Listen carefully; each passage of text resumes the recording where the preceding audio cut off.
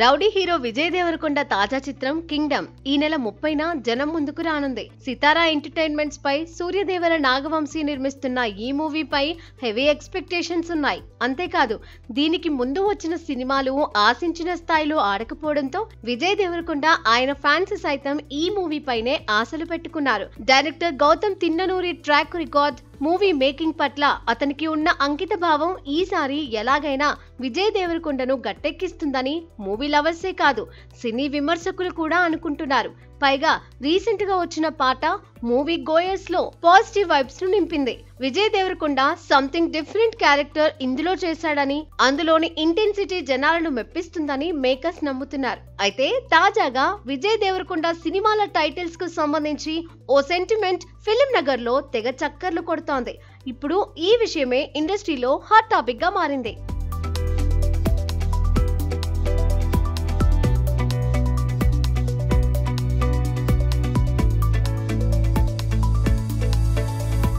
నిజానికి గత కొన్ని సంవత్సరాలుగా విజయ్ దేవరకొండ మూవీ టైటిల్స్ విషయంలో ఓ సెంటిమెంట్ నడుస్తోంది. విజయ్ దేవరకొండ మూవీకి ఇంగ్లీష్ టైటిల్ పెట్టిన ప్రతిసారి అతనికి బ్యాడ్ ఎక్స్పీరియన్స్ ఎదురైందని కొందరు చెబుతున్నారు. పెళ్లి చూపులతో సోలో హీరోగా విజయ్ దేవరకొండ కెరియర్ ప్రారంభించిన తర్వాత ఇంగ్లీష్ టైటిల్ తో వచ్చిన మొదటి సినిమా నోటా. అది తెలుగు, తమిళ భాషల్లో తెరకెక్కింది.